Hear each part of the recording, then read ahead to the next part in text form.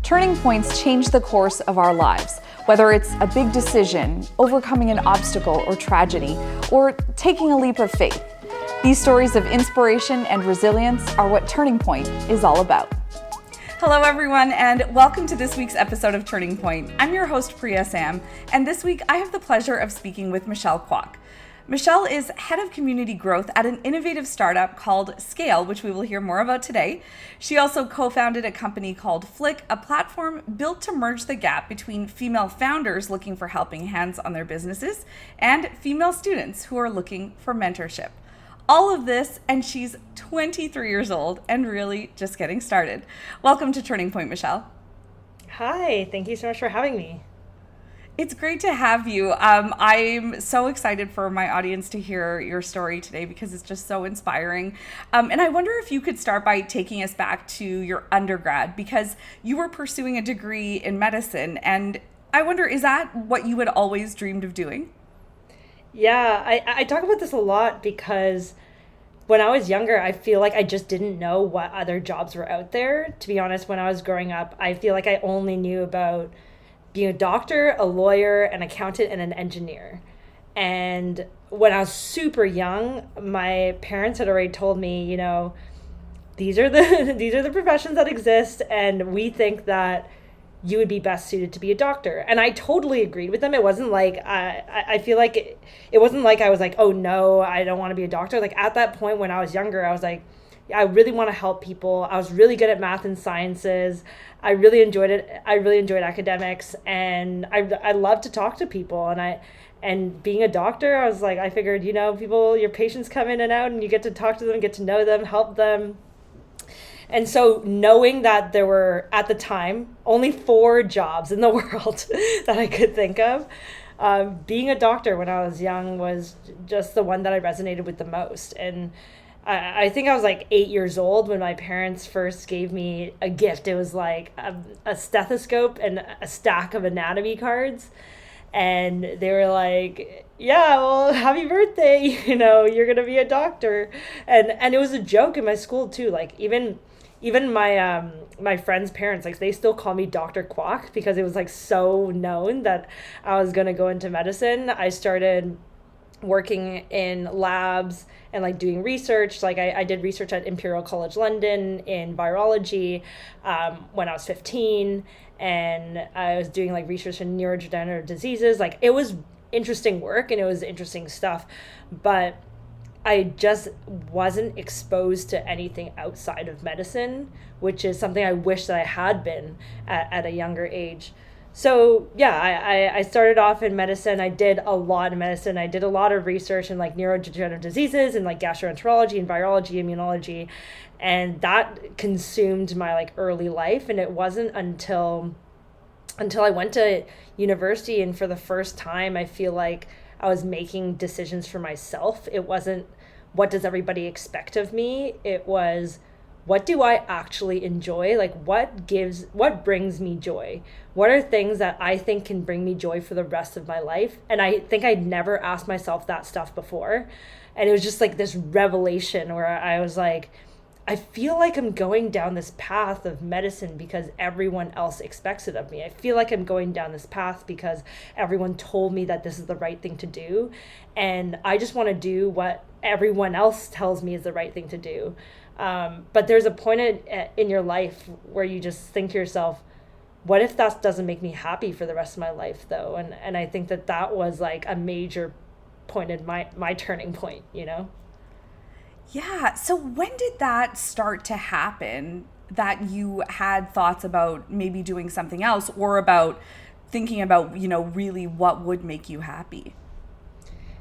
I think it really was jarring to go to university. It was the first time I was going to a new school. It was the first time I was like moving away from home, from a lot of my friends from home who knew me as this person who was going to go to med school. Like even my teachers from high school, they would say all the time, they were like, oh yeah, like when you go to med school, or like they would always allude to this idea of med school. So it was just in the back of everyone's minds that I was going to go to med school. And even the first time that I went back to my high school to visit, they were all like, oh, when are you starting med school? Like everybody in Vancouver that I knew, and all my parents and my parents' friends and everybody that was around me, they had always talked to me about this like vision of my future.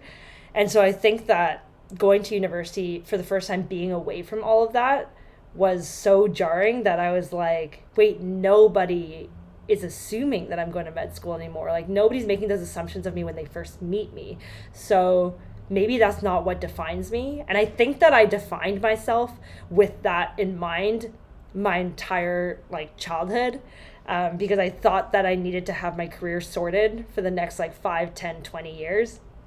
And then I went to university and people started talking about different things. Like I met people who were in business who were like, I want to work in fashion. And I met people who were interested in working in sport business. And I started learning about all these other career paths. And it was like, whoa, there's not just like 4 things that I can do with my life. There's like a million. And there's jobs that wouldn't have even existed. And I could just like randomly find them one day, you know? And so I think it was just this idea that I didn't have to be defined by the career that I thought I was going to have in 20 years. And that was like a major point for me. And then I truthfully also didn't love school. I realized that I only liked school in high school because of the constant validation that I would get with like high grades and like awards that I could get. But that didn't mean that I really enjoyed everything that I was learning or that I was doing or the way that I was learning it. Like a lot of that was extrinsic motivation.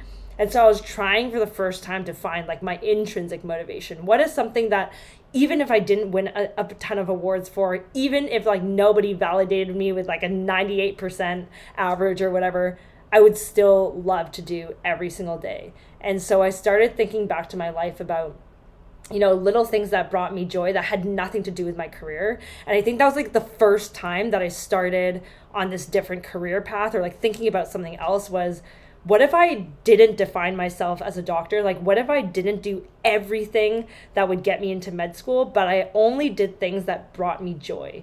And so it started with like very, very simple things. I was like, what brings me joy? And sports had always brought me joy as I was growing up. I played basketball and volleyball at the club and very high performance. Like I still coach basketball today. It's a really big part of my life. And so I was like, that brings me joy. And it has nothing to do with medicine, but what if I joined this club called like Sport Business Club? And I started working on partnerships with the Raptors, and I started like connecting with people at MLSE and started connecting with different athletes and building out these conferences. Like it has nothing to do with what I think I'm still going to do in the future, but what if? And so I started just like joining clubs that I thought would bring me joy. And I started connecting with other people and reaching out to like startup founders on LinkedIn to learn about their stories and how I could help them. And just reach out to a bunch of people that I just thought were cool. Just cool people that had nothing to do with medicine. And slowly but surely, I just kind of integrated myself into this world of like business and entrepreneurship just by following things that I thought were interesting. It's so fascinating to hear you describe this because I feel like a lot of these realizations happen to people so much later in life. You know, like you're 10 or 15 years into your career and then you start thinking about this. So it's really incredible that you started doing all of these things at such a young age. I mean, I feel like you're making me reflect on my own choices and my own decisions here. And that in itself is such a gift that you started doing all of this during your undergrad. So this is sort of really where you became interested in business and in entrepreneurship. And then tell me about the turning point that kind of changed everything and made this moment that would forced you to make a decision. Yeah, so like I said, I was just following things that brought me joy, that were really interesting to me. And then I started just being open to opportunities. It started with this brand called Hey Y'all Iced Tea. we like just turned legal, and all my friends were like, oh yeah, we should host parties and stuff, but like we don't have money. And so I pitched this brand to Hey LIC. I was like, hey, I can make videos. I'd love to like help you on your social media content, and I'd love to bring your brand into like all the campuses in Ontario. Like I have friends across campuses at all the top campuses in Ontario. I can start a student ambassador program for you. Like, what do you guys think? And they were like, that's a really cool idea. Why don't we start on a probationary period? And I like threw parties for them, like brought the drink to all the bars in London, Ontario, started bringing in my friends from different campuses to also promote, and like built this like little student ambassador network for them. And that was like super entrepreneurial and super fun. And we started, and then from there, because I was doing a pretty good job with Hey LIC, I got connected with the team at Bumble Canada. So like Bumble at the time had an office in Canada, and they wanted to build out like a campus manager program and like a campus ambassador network. And so I worked on that with Bumble as well, and started like building out. They also wanted to like build out women in tech conferences and stuff using their Bumble Campus Ambassador program. So that's where I really got into like the world of female founders, I think, is working with Bumble and their mission to support female founders across the world. And so I started building out these events and conferences and throwing these parties with Bumble and working on partnerships and all of this stuff. And I just, like, all of these things just hit me. I was like, this is awesome. I can make money from doing this. It was very entrepreneurial. With Bumble, I would just pitch them an event, and I'd be like, this is why we should do it. I think it's a great cause. I just need like a few $1,000s to do it. And they'd just give me a few $1,000s to do it. And they'd be like, go ahead, go make whatever impact that you want to create. And it was just this idea that you can make your like dream impact. You can create your dream job. You can create your dream team. Like I built out my own team at Bumble, and I don't know, they just like, and the fact that they trusted me, and I was so young, like I was probably like 19, 18, I don't even know at the time. So I just started getting this like inkling of an idea, and I started building out this portfolio and working with these brands and using my experience with these brands or the partnership opportunities to talk to people at like Nike and like the Toronto Raptors and MLSE and all these people. And so I felt like I'd built enough of a portfolio and a background to go to my parents and say, hey, I think that I can do this. Like, I think that I can get into the business world, whether it's starting my own company or just using the experience that I've had so far to land a job in business, even though I have a medical science degree. And so it wasn't like the turning point was, I feel like a lot of people thought that the turning point for me was a very impulsive reaction of me just being like, I don't want to go to medicine. I'm just going to do this random thing. Because I think I was so excited at the time that I just told people that I was like leaving medicine or something, and that I was going to do whatever I wanted to do. But I felt like I had built out a portfolio. I built out a plan. I had shown myself that I could do all of these things. I'd run a ton of events. I'd run events with like Bumble and Headspace, and I'd like worked with Nike, and I'd worked with all of these like really, really cool people, and I'd proven like to myself that I could do it. And so even like having the confidence in yourself to be able to execute on these things, I think is half the battle. And so that turning point was really me sitting my parents down and being like, I've done XYZ thing. Look at the portfolio I've built. Look at all these brands that I've helped build. I'm just not going to take the MCAT this year. Like I don't think that I can go down this route. I really think that I need to play this thing out and figure out if maybe business is a place for me. Maybe like entrepreneurship, maybe tech. I don't know yet, but I'm willing to find out, and I'm putting the feelers out there. I was like connecting with a lot of amazing people who were willing to give me a chance. And so the turning point for me was really telling my parents that I wasn't going to go to med school. And like at the time, I just wasn't going to take the MCAT, and I was going to take the different path. And I was young. So I was like, I'm young. I'll figure it out. If it doesn't work out, it doesn't work out. And I can always go back, but you have to let me do this.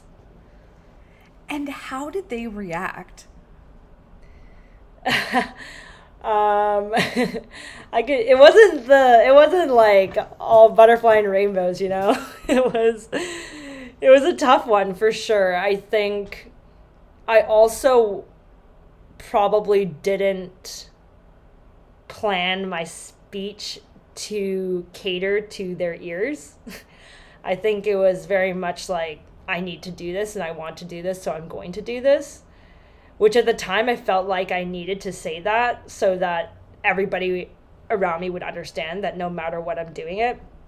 In hindsight, I probably should have been like, I've done all of these things and like these are all the metrics and I've been planning this for like a year now and this is where I want to be and these are the steps that I'm going to take in order to get there. If I don't get there by this time, then I'll go back to med school. I did some of that. I didn't do all of that, and I wish I did, because it was hard for them to understand. I totally understand why. My parents are immigrant parents. Like, they came here so that I could have a better life and, you know, be financially stable for myself and build like a very stable life and happy life here. And so the idea of telling your parents, like, I'm going to do something that has nothing to do with my degree, and I'm also not going to do the plan that we said we were going to do since I was like 8 years old. And I am leaving this degree behind, kind of. I understand how that's like very scary. So yeah, it wasn't like extremely well received, but I think we worked together a lot to figure out how we could get through it as a family.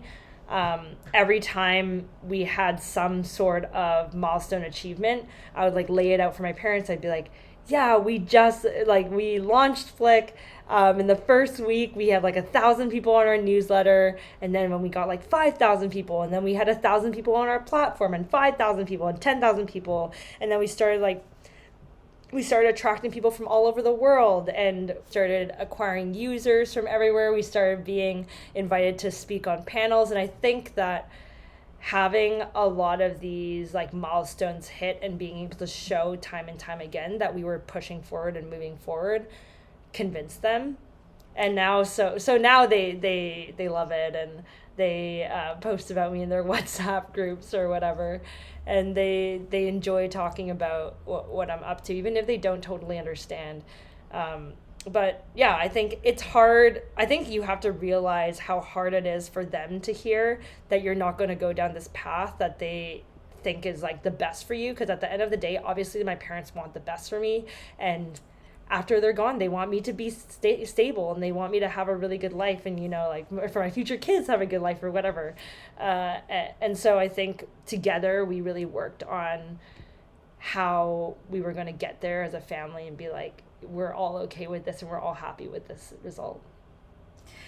Yeah, you know, what you're describing, I mean, I think like for so many people, you think of, like you said, those 4 jobs, you know, like, and to a lot of people, like a career in medicine as a doctor does equal stability. And also, like, you understand, everyone kind of understands that career path. You do your undergrad, you go to medical school, you get a job, you will always have a job because the world will always need doctors. So I totally understand that sense of stability and just understanding that. And then you going from that to, I want to be an entrepreneur and like explore this world, which could take so many different paths. I think I could see how the first instinct for your parents would be, that screams instability to me and unpredictability. But also what you described that you were doing, like reaching out to these companies, throwing these events, like you just described a full-time job, basically, that you were doing while you were doing your undergrad, right? Like this was while you were pursuing your degree. Yeah. I'm going to be really honest with you, and I'm really sorry to my parents, but I actually didn't go to class when I was in university. Like, unfortunately, I was like pretty known for not going to class, actually, because at Western in medical sciences, I'm pretty sure there were like 150 people in my program by third year. And because you get like whittled down every year at Western in medical sciences. And thank God I kept myself in there. But yeah, by third year, there's like only 150 people in the program. In my like program, it was like integrated medical sciences. And I remember going into this exam, and this person like looks at me and she's like, "Are you in this class?" And I was like, "Yeah, I'm in this class." And I was like, "Yeah, I'm in this class. I just like haven't gone to a lot of the classes."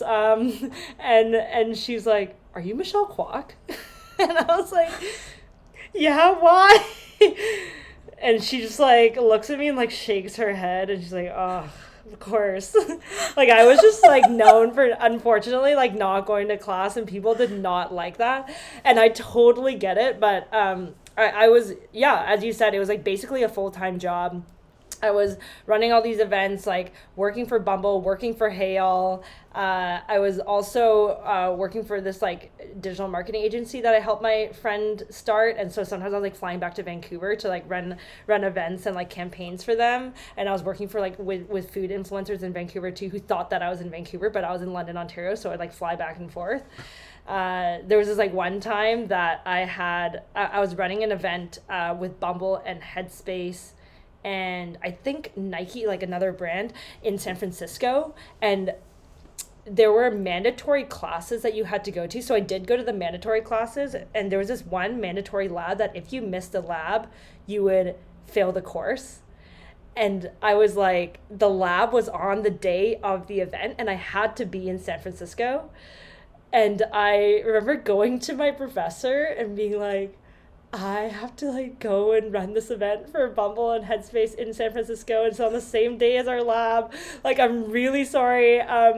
To be honest with you, I don't think that I'm going to be coming back next year, and I'm not applying to med school. Is there any way we can make some sort of like deal here? I don't really know." And she just like looks at me and she starts laughing. She's like, "I've literally never heard this in my entire life." And the goat, literally, Dr. Z, out at Western, she let me do it. She was like, "Yeah, go to San Francisco. I don't care."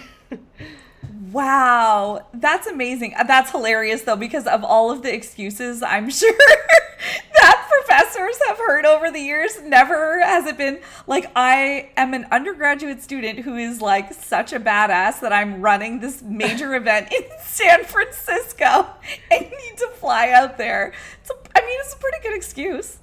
It was pretty good. Honestly, I don't even know if she believed me, to be honest. Like, she was just like shocked, kind of.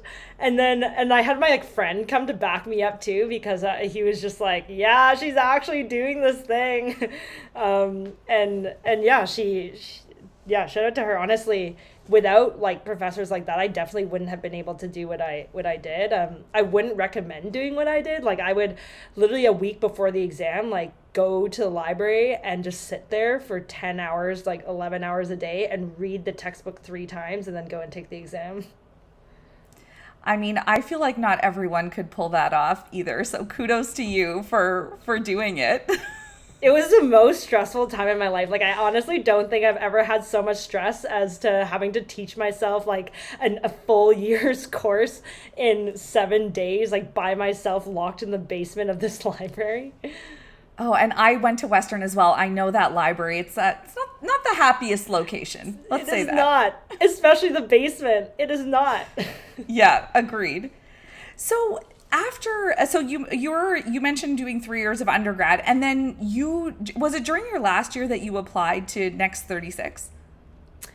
Yeah, so during my third year of undergrad, I applied to Next 36, and for all those who don't know what Next 36 is, it is one of the top programs for young founders around Canada. They choose 36 like young founders around Canada to invest in, to help develop, and they bring you all to Toronto. So we all lived in Toronto and lived in this like thing called Grad House.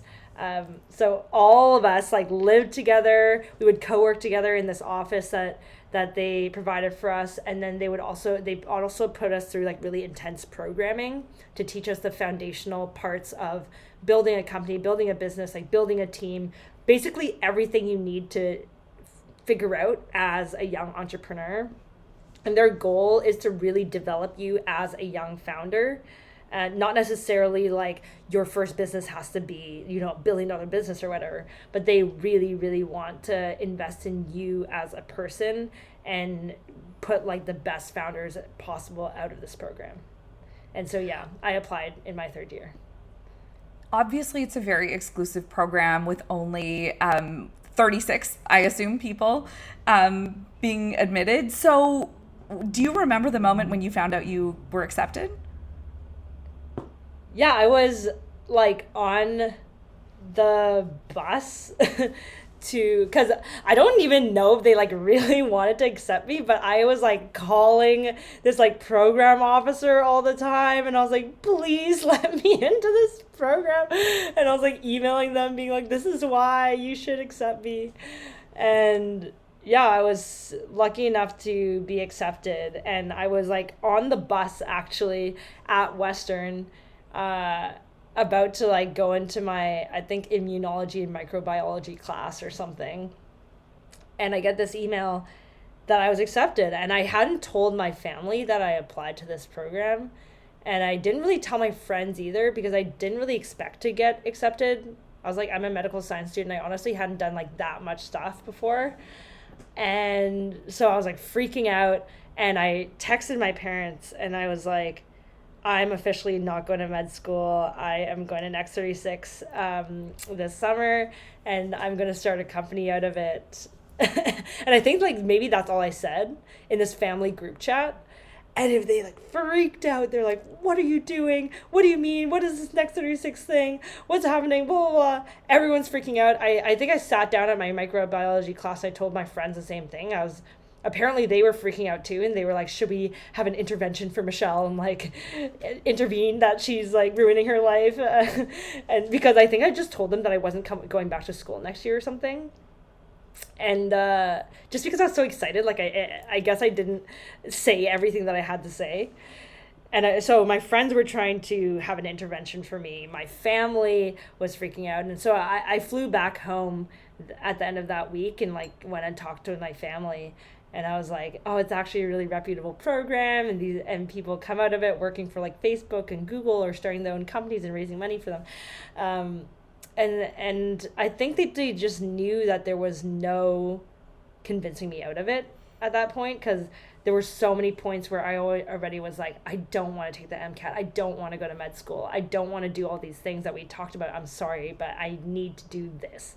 And this was like the most concrete plan or plan point that I had succeeded in so far. And they knew that there was no turning back for me. And so, yeah, everybody knew that I was going to do this thing. I don't think they really understood what it was. I don't think I understood what it was until I was there. So it was a great experience, but I totally didn't know what I was getting myself into until I went. You didn't know exactly what you were getting yourself into, but it sounds like you knew it felt right. Mm-hmm. I think you know when it feels right. Like I was struggling through university, not like academically, but myself as a person. I was struggling because I would wake up every day excited to do everything that wasn't school. It was like I would wake up every day being excited to run some event for Bumble, or to do some new social content for Hey Y'all, or get on some other new project with a founder. Like I was excited for everything that wasn't school. And I thought that was normal until I talked to other people in my program, and they would be like, I'm so stoked for biophysics, and like I'm so excited for org chem. I love it so much. And I was like, really? Maybe that's normal. Like maybe I should be loving everything that I do that much all the time.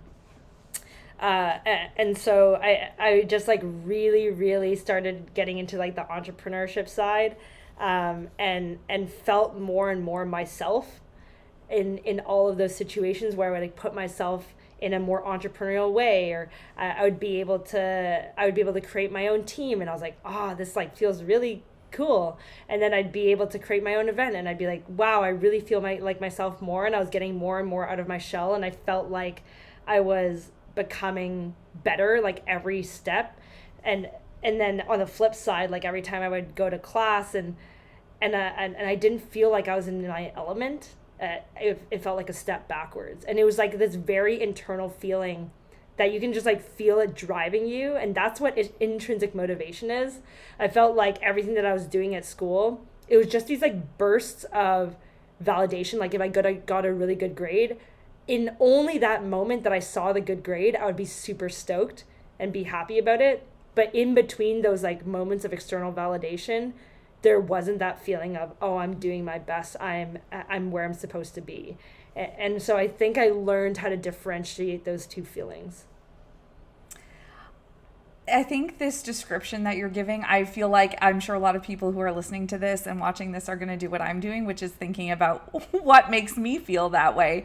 Because I think so often we kind of just follow this path, right? You just keep doing what you feel like you're supposed to do until you hit some kind of breaking point. Or, I mean, in this case, you hit, it's like you hit this point where like you just had this self-realization about what other people were feeling was making them happy, and then you were able to figure out that what was making you happy maybe like wasn't the thing that you thought was going to make you happy when you were younger. But having to explain that to other people, I think, like, was that challenging? I know you talked about telling your family, but even your friends, because I feel like we put expectations on other people all of the time, and it must have been hard to tell people this. I think honestly, I didn't have to tell people at a certain point because I like emanated it. I remember my friends saying it to me. They were like, I've actually never seen you so happy before. And then they understood and it clicked. And my dad said the same thing too. It's because it was like the huge juxtaposition of me coming home in first year and like crying my eyes out. And I never cried in front of my parents ever. And I was like, I just don't feel like where I need to be. And my mom said something like, but your grades are so good. And I was like, it's not about the grades. And that was like the first time I'd said that. It was because I felt like I had lived my whole like high school life and my like childhood life caring so much about these grades, and I was only happy if I got grades that I liked or I thought were like worthy of a certain number, whatever it was. And that was the first time I was admitting to myself that like that doesn't make me happy, and I was so unhappy and I didn't know why. And then I think they saw me at like my lowest point in first year, and then in third year where my grades were so much worse but I was so much happier doing all of these other things. I think everybody saw it and people really, really commented on it, and everyone just kind of understood at that point. That's very cool that people also were able to see like, no, but this makes her happy, so we should support her. Okay, well, I love hearing that. And then like, so you make this decision, you finish your third year, you leave with a 3-year degree, and you decide to go into Next 36. How did that program impact you?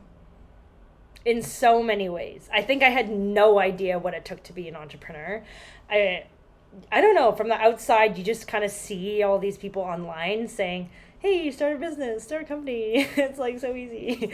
And you don't realize like the nitty gritty stuff. And I learned so much from not only the program and like the professors that they put us in front of, but the people. Like some of the people there are some of the most thoughtful, like kind, really driven, really interesting people that I've ever met.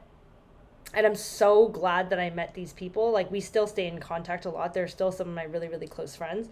And from them, I learned how to start a company, like how to start a company that you think you're willing to be with for years, like why you want to start a company, even the really nitty gritty stuff that's even like the taxes and doing your like meeting minutes for the year and the legal stuff and the contracts. Like there were all these things that I didn't understand that you would have to build and like be aware of as you're starting a company that I really learned from Next 36. But above all, like I said, it's the people. Like I learned how to think through products and like how to think through road mapping from the people in the program. I learned how to raise money from venture capitalists from the program. I learned how to do sales like from people in the program.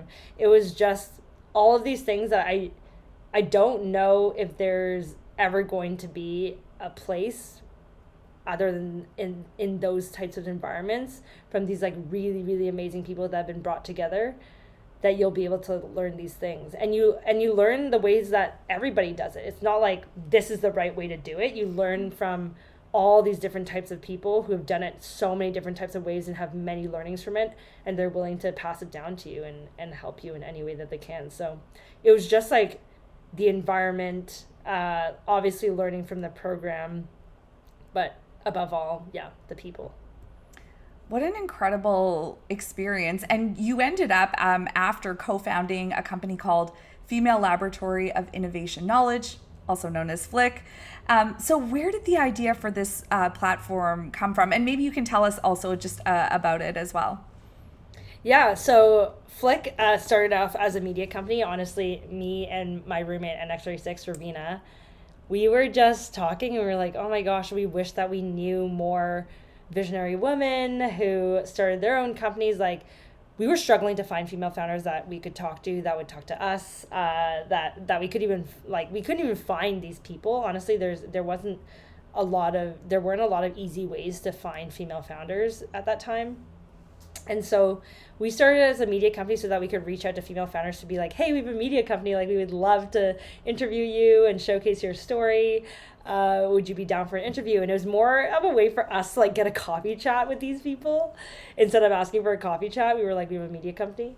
And then more and more we started, hearing from people who were reading our newsletters and reading our blogs, like, how do we connect with people like this? And more from all the female founders, they just needed help in their businesses. Like, female founders are so undercapitalized, and they really, really need help on their businesses. They were really, really willing to mentor. They were super excited to mentor the next generation. They were like, I wish that I had somebody who told me that I could start this company when I was 21, 22, 23. Like, looking back, I could have done it, but I didn't have those people that identified with me, that were my role models.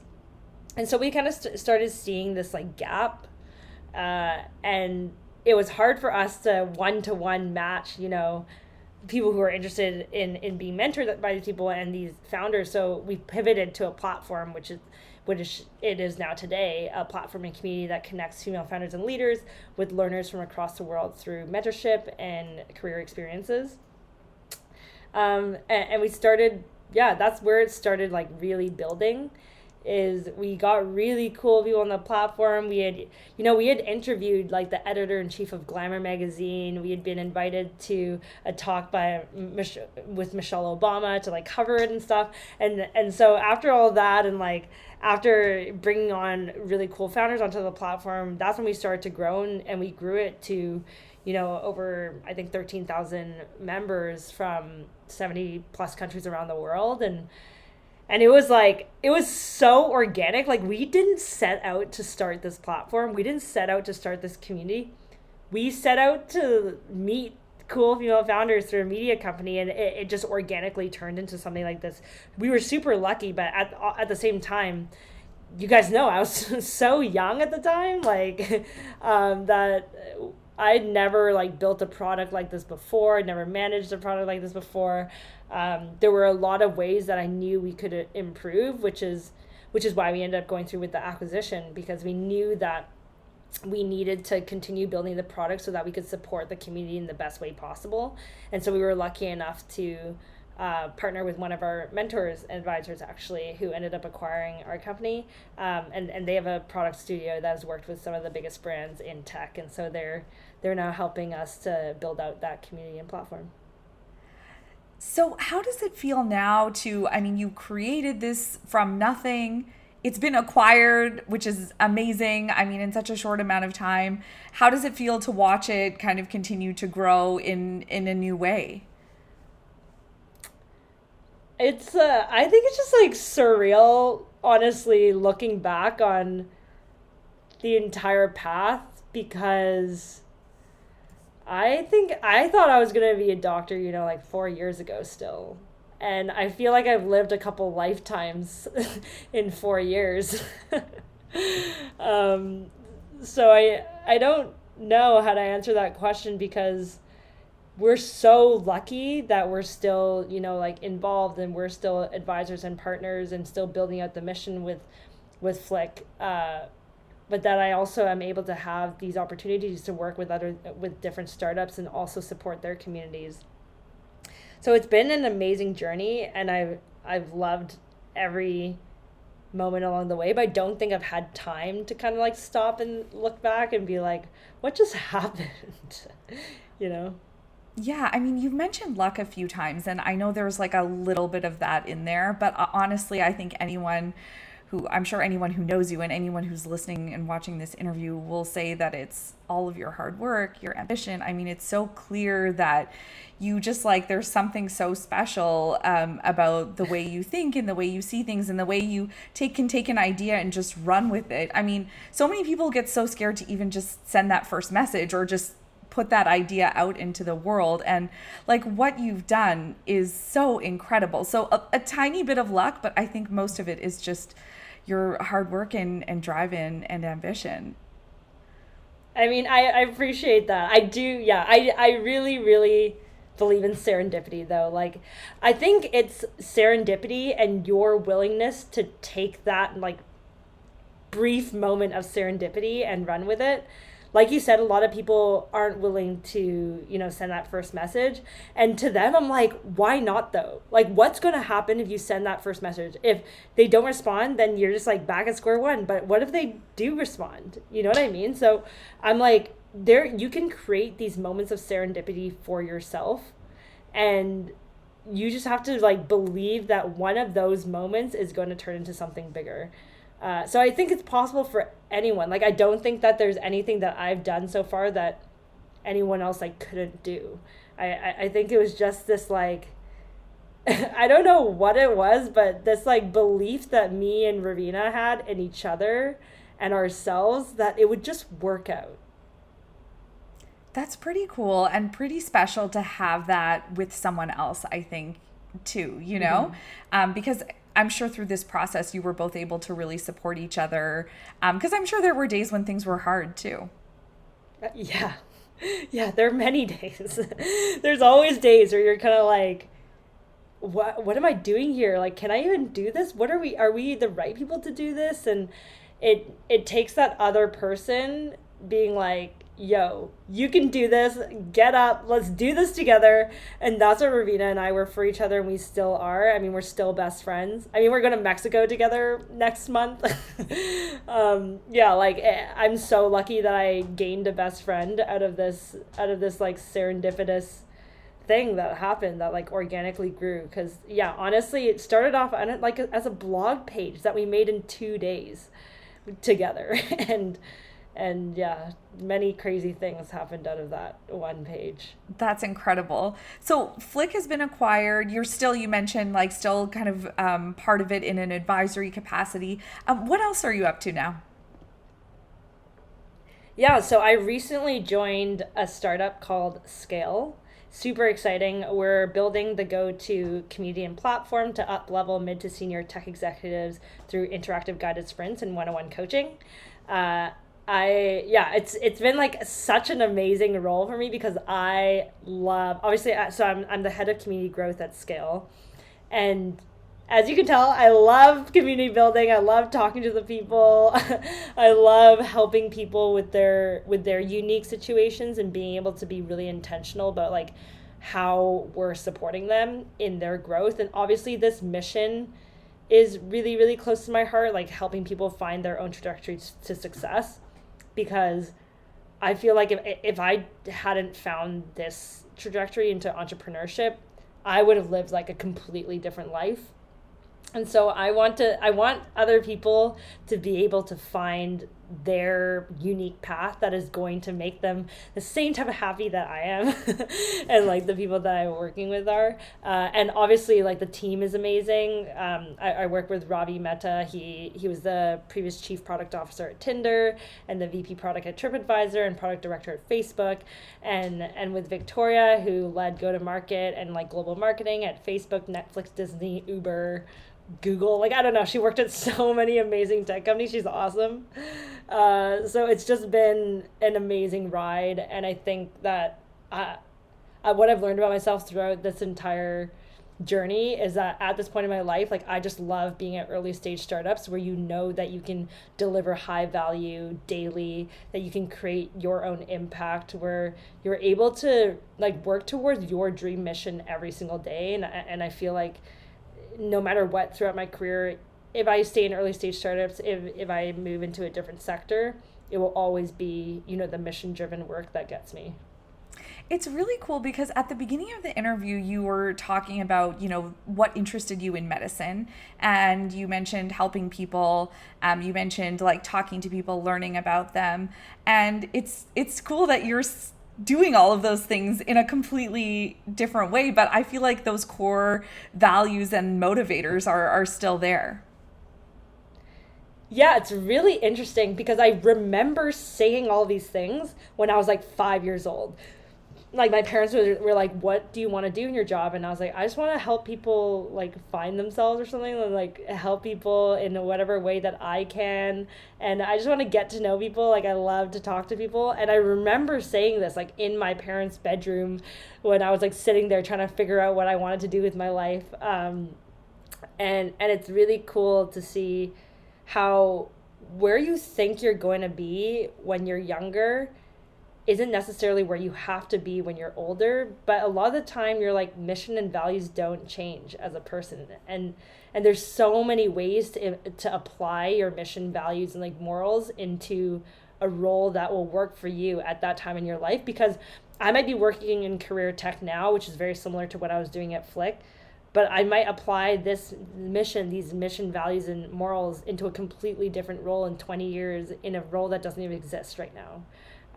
And I think that like open-minded way of thinking about my career completely changed my career trajectory, because I think when I was younger, I was like very closed-minded. I was like, I need to be narrowed into this one thing. And now I'll never think that way ever again. Yeah, that's a really good message, that your core values don't have to change, even if how you're using them does change. I think, yeah, I really love that.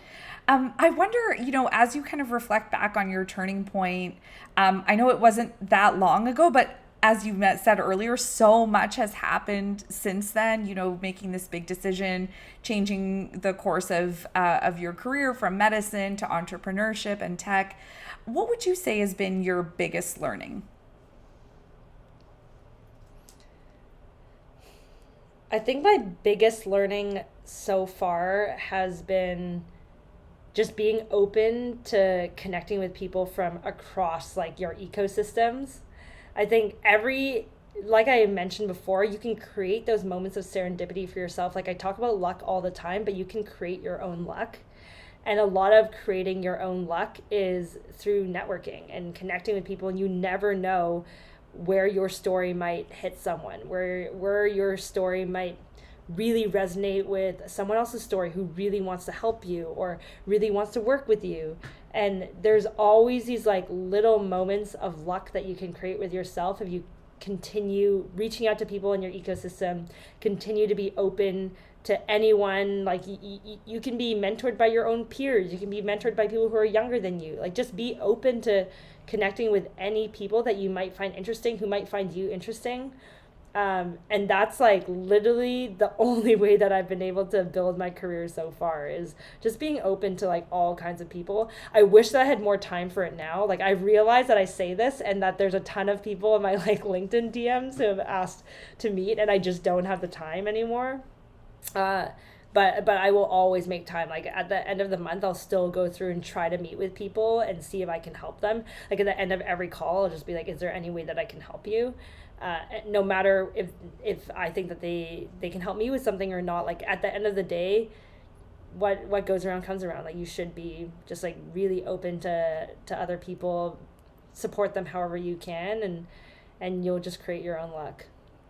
I love that. You can just create your own luck. And just the way you explained all of that, I mean, I think it's really inspiring. I think it's a message that we can all learn from.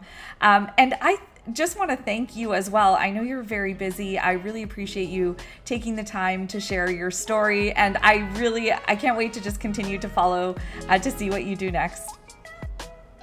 Thank you so much for having me, and I really appreciate it. Loved talking to you. I love your vibes. Yeah, right back at you. Thanks again, Michelle. Thank you. And thank you to all of you for watching and listening today. If you're enjoying the show, please leave us a 5-star review. Leave us a comment. You can find me on social media at PriyaSM. I love hearing from you too. And until next time, take good care of yourselves and of each other.